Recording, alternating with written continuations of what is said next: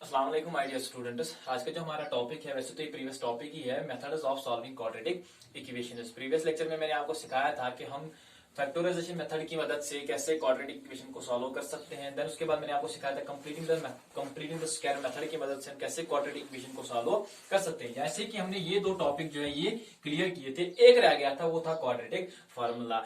इस video lecture में मैं आज आपको सिखा दूंगा कि क्वाड्रेटिक फार्मूला की मदद से हम कैसे एक क्वाड्रेटिक इक्वेशन जो है वो सॉल्व कर सकते हैं। तो चलिए डिस्कस कर देते हैं। सबसे पहले हम जान लेते हैं कि बेटा सबसे पहले हम जान लेंगे कि क्वाड्रेटिक फार्मूला होता क्या है, क्वाड्रेटिक फार्मूला है क्या। तो सबसे पहले हम जानेंगे क्वाड्रेटिक फार्मूला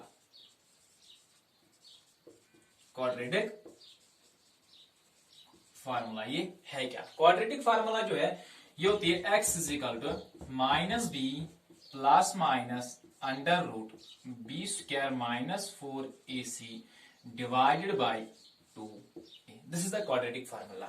आज हम सीखेंगे इस फार्मूले की मदद से हम एक क्वाड्रेटिक इक्वेशन को कैसे सॉल्व कर सकते हैं, इसको समझते हैं कि एग्जांपल के साथ। चलिए अगर मेरे पास एक क्वाड्रेटिक इक्वेशन होगी जैसे कि 2x square plus x minus 6 is equal to 0। अब इस क्वाड्रेटिक फार्मूला की मदद से हम कैसे इस क्वाड्रेटिक इक्वेशन को जो है वो सॉल्व कर सकते हैं। उससे पहले आपको एक चीज समझना बहुत ही जरूरी है। देखिए इसमें आपको ए बी एंड सी नजर आ रहा है, बिल्कुल आ रहा है। तो इनमें आप क्या वैल्यू प्रोवाइड करोगे, आपको ज्यादा पैनिक होने की जरूरत नहीं है। बिल्कुल जहां पर भी आपको ए नजर आ जाए, यहां पर आपको नजर आ रहा है, यहां पर भी आपको ए नजर आ रहा है क्वाड्रेटिक फार्मूला में, तो आप ए की जगह पे जो वैल्यू प्रोवाइड कर दोगे ना, वो कर दोगे बेटा जो एक्स स्क्वायर का जो कोफिशिएंट होगा, यानी कि ये वाला नंबर है जो एक्स स्क्वायर का कोफिशिएंट होगा, वो आप इस फार्मूला में ए की जगह पे अप्लाई कर दोगे, पुट कर दोगे। एंड जैसे कि आपको बी नजर आ रहा होगा इसमें, तो बी का वैल्यू क्या प्रोवाइड कर दोगे, बी का जो कोफिशिएंट होगा यहाँ पे, जैसे कि आप लोग जानते हो जो general form of quadratic equation होती है ना, वो बेटा होती है a x square plus b x plus c is equal to 0।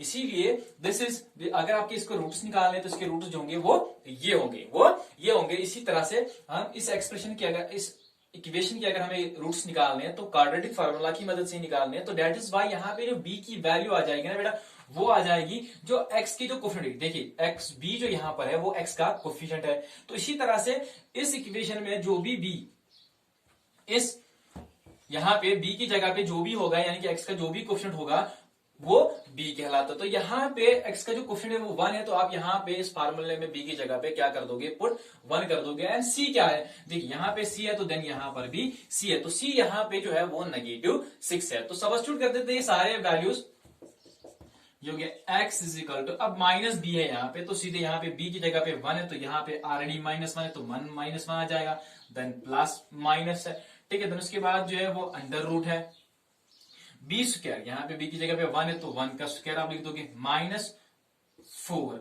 अब a की जगह पे आप क्या लिखोगे बेटा, वो लिखोगे आप 2 इंटू c की जगह पे -6 होल डिवाइडेड बाय 2 इंटू, अब a की जगह पे क्या है बेटा, x is equal to -1 plus minus under root 1 -4 2 8 8 6 48, but क्या आ जाएगा बेटा -48 होल डिवाइडेड बाय 2 2 4। चलिए थोड़ा सा इसको सॉल्व कर देते हैं। ये आ गया x is equal to -1 plus minus under root 1 minus goes to plus 48 whole divided by 4। x is equal to -1 plus minus under root of 49 whole divided by 4। ठीक है, यहां तक समझ में आ गया। चलिए थोड़ा सा और सॉल्व कर देते हैं इस चीज को। x is equal to -1 plus minus under root, ये हो गया 7 का स्क्वायर, 7 7 49 होल डिवाइडेड बाय, बेटा यहाँ पे 4 था सॉरी, तो whole divided by 4, root square and root goes to cancel. x is equal to 1 plus minus 7 whole divided by 4। अब जो x की वैल्यू जो होगी, यहाँ पे प्लस एंड माइनस है, पहले हम प्लस लेंगे या माइनस लोगे, दोनों में आप दोनों ले सकते हो आप, कोई सा भी एक ले सकते हो दोनों में से, यानी कि which implies to x is equal to -1। सबसे पहले हम माइनस लेंगे, -7 डिवाइडेड बाई 4। तब x की वैल्यू क्या होगी, तब x की वैल्यू क्या होगी, x is equal two plus minus minus goes to plus 7 plus 1 हो गया -8 डिवाइडेड बाई 4। इसको थोड़ा सा सॉल्व कर देते हैं। 4 1 जा 4, 4 2 जा 8, x is equal to -2, x is equal to -2। अब अगर हम यहाँ पे प्लस लेंगे तो x की वैल्यू क्या आ जाएगी, तो x is equal to -1 plus 7 divided by 4, x is equal to साथ में से एक बेटा वो गए 6 divided by 4, x is equal to 2 2 जार 4, 2 3 जार 6, x इज इक्वल टू 3/2। यानी कि ऐसे इसके जो रूट्स आ रहे हैं वो आ रहे हैं, एक तो आ रहा है -2 और दूसरा आ रहा है x इज इक्वल टू 3/2। ये हो गए इसके क्वाड्रेटिक इक्वेशन के रूट्स। अब समझ में आ गया कि क्वाड्रेटिक फार्मूला की मदद से हम कैसे एक क्वाड्रेटिक इक्वेशन को जो है वो सॉल्व कर सकते हैं। सॉल्व का मतलब होता है यानी कि उसके हम रूट्स जो है वो कैसे निकाल सकते हैं। समझ में आया। अब यहाँ पे जो क्वाड्रेटिक फार्मूला जो है वो आपको खाली याद रखना है। अब क्वाड्रेटिक फार्मूला होती क्या है, क्वाड्रेटिक फार्मूला है क्या, आपको खाली इसको याद रखना है। क्वाड्रेटिक फार्मूला जो है वो है x is equal to -b plus minus under root b square minus 4ac divided by 2a।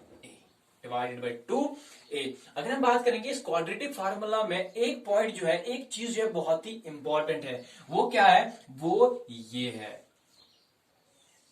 अब मैंने इसको क्यों इंपॉर्टेंट कहा है, क्योंकि ये वाहिद एक वैल्यू है, ये वाहिद एक वैल्यू है जिससे हमें पता चल जाएगा नेचर ऑफ रूट्स। अभी नेचर ऑफ रूट्स क्या होता है, यानी कि फितरत। नेचर ऑफ रूट्स का मतलब होता है इनकी फितरत क्या होगी। एक अगर हमारे पास एक क्वाड्रेटिक इक्वेशन है, उसके जो रूट्स होंगे किस प्रकार के होंगे, किस तरह के होंगे, किस टाइप के होंगे। यानी कि कहने का ये मतलब ये है कि इस वैल्यू की मदद, इस चीज की मदद से आपको पता चल जाएगा पहले से ही x की जो वैल्यू आएंगे किस तरह के आएंगे। सबसे पहले हम बात करेंगे कि नेचर ऑफ रूट्स। और नेचर ऑफ रूट्स जो होते हैं वो खाली 3 तरह के होते हैं। किस तरह के होते हैं, 3 तरह के होते हैं। तो नेचर ऑफ रूट्स जो है depends upon this value. If b square minus 4ac greater than 0, अगर इस वैल्यू की जो है, अगर इसकी जो वैल्यू आ गई ग्रेटर देन जीरो, देन तब इक्वेशन के जो होते हैं ना वो होते हैं टू डिस्टिंक्ट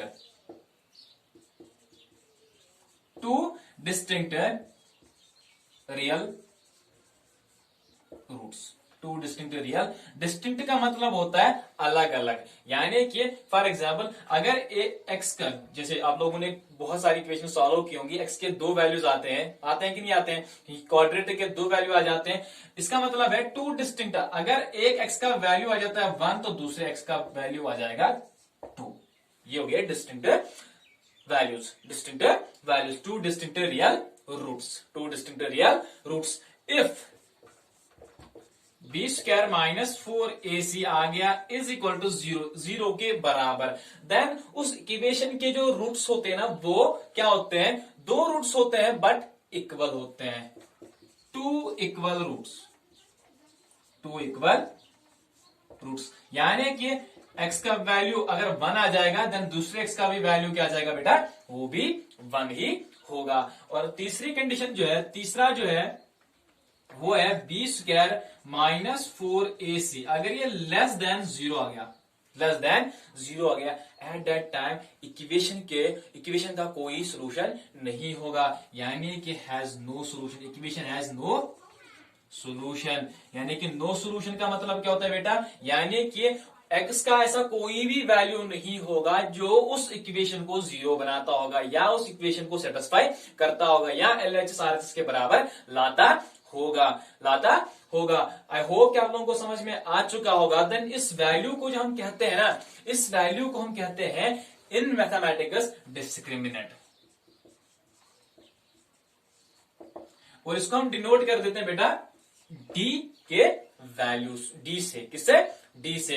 अगर आपको कोई भी क्वाड्रेटिक इक्वेशन सॉल्व करनी है, आपको उनके रूट्स जानने हैं, यानी कि not values of roots but उनका नेचर कैसा होगा, वो किस प्रकार के होंगे। यहां पे अगर हम बात करेंगे नेचर ऑफ द रूट्स, तो उसका मतलब यही होता है बेटा वैल्यू ऑफ रूट्स नहीं, यानी कि वो किस तरह के होंगे। क्या वो अलग अलग होंगे, एक्स के वैल्यूज अलग अलग आ जाएंगे, क्या एक्स के वैल्यू जो है वो सेम आ जाएंगे, या इस इक्वेशन का कोई सोल्यूशन नहीं होगा, यानी कि एक्स का कोई वैल्यू ही नहीं होगा जिसकी मदद से आप इस इक्वेशन को सेटिस्फाई कर सकते हो। तो इसको हम बोलते हैं, वो क्या वैल्यू है, वो जो है उसको हम कहते हैं डिस्क्रिमिनेंट। दैट्स व्हाई कि मैंने इसको कहा था यहाँ पे ये बहुत ही इंपॉर्टेंट वैल्यू है। आई होप कि आप लोगों को समझ में आ चुका होगा कि क्वाड्रेटिक फार्मूला की मदद से हम कैसे एक क्वाड्रेटिक इक्वेशन जो है वो सॉल्व कर सकते हैं, और नेचर ऑफ द रूट्स हम कैसे फाइंड आउट कर सकते हैं। तो कल के वीडियो में, कल के लेक्चर में मैं आपको पढ़ाऊंगा इंशाल्लाह रहमान एक्सरसाइज। ठीक है, तब तक के लिए अल्लाह हाफिज।